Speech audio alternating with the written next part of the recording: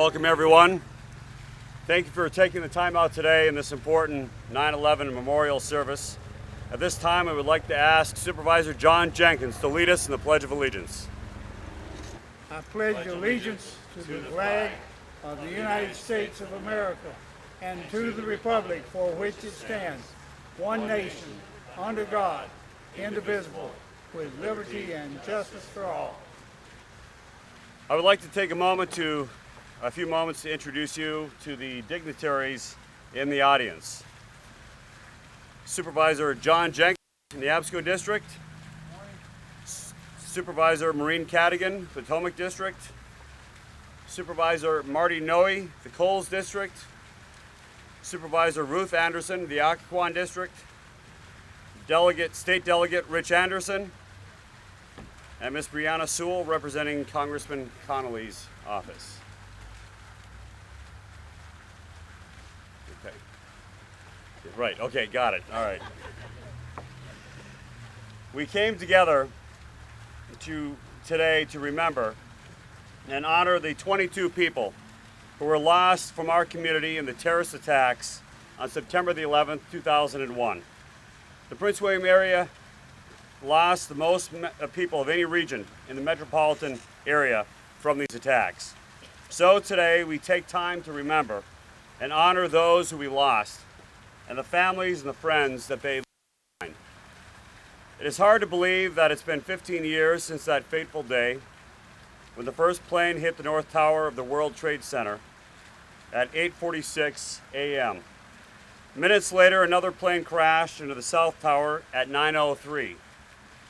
The third plane struck the Pentagon at 9:37 a.m. and at 10:03 a.m. the fourth hijacked plane crashed in rural Pennsylvania as the passengers, the heroes on that plane, overpowered the hijackers to avoid any more loss of life. Of the 2,977 victims from that day, 246 people were on the four planes. 2,606 were in the World Trade Center, and 125 perished at the Pentagon.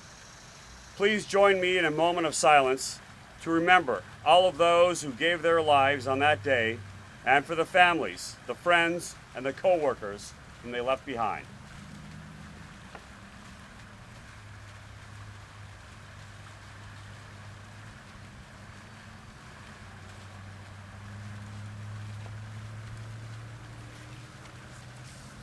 Before there were telephones and radios, fire departments utilized the telegraph to receive fire alarms. When a firefighter died in the line of duty, the fire alarm office, the forerunner of today's 911 call centers, would tap out a special signal, 555, over the telegraphs. The Fire and Rescue Service continues this tradition today as a sign of honor and respect for those who made the ultimate sacrifice while trying to save others. Lieutenant Jeff Howdyswell will now ring the bell in remembrance of all the victims of 9/11.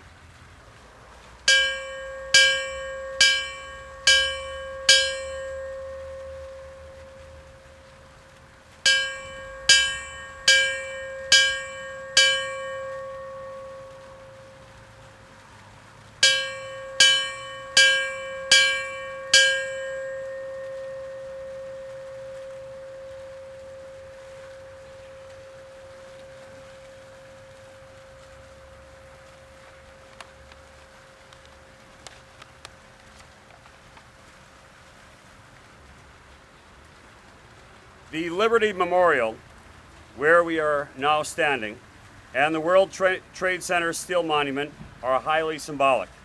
The shape of the reflecting pool and walkway recall those lost at the Pentagon that day.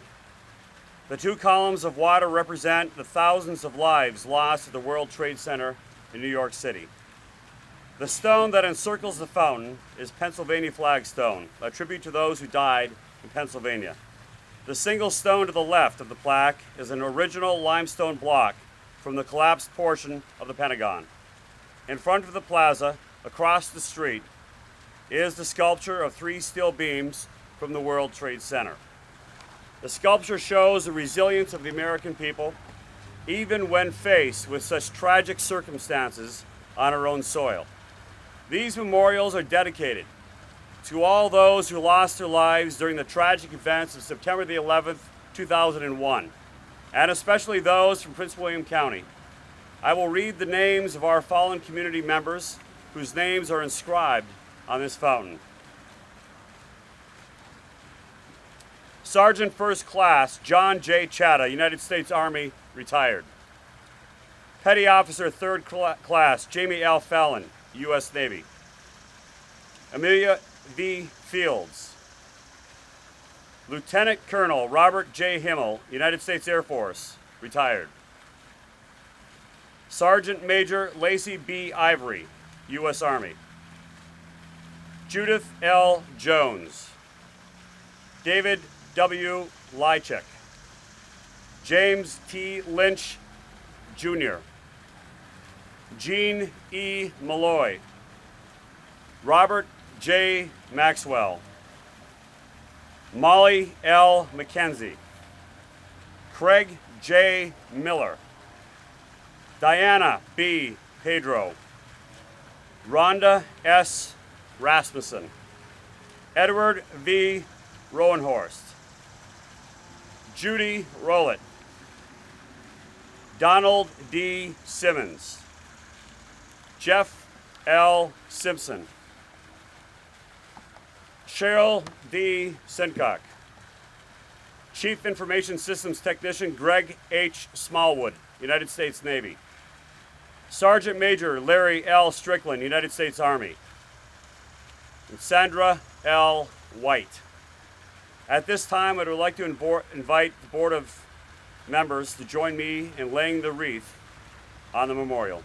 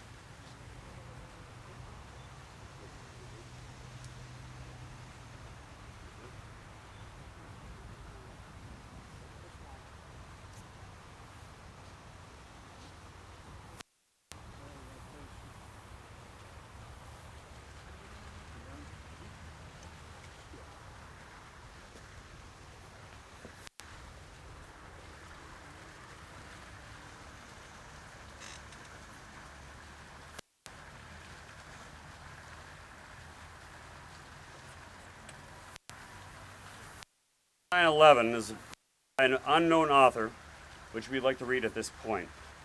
Its words are meaningful to all those around the world who need to remember that in times of adversity, Americans unite. As the soot and the dirt and the ashes rained down, we became one color. As we carried each other down the stairs of the burning building, we became one class. As we lit candles of waiting and hoping, we became one generation. As the firefighters and police officers fought their way into the inferno, we became one gender. As we fell to our knees in prayer for strength, we became one faith. As we whispered and words of encouragement, we spoke one language. As we gave our blood in lines a mile long, we became one body. As we mourned together the great loss, we became one family. As we cried tears of grief and loss, we became one soul. As we retell with pride the sacrifice of heroes, we became one people. It is important today that we take time to reflect and never forget how that day 15 years ago forever changed our nation, our community, and our lives. The playing of taps will end our program. Please feel free to place your flowers on the memorial and stay for a quiet time of reflection.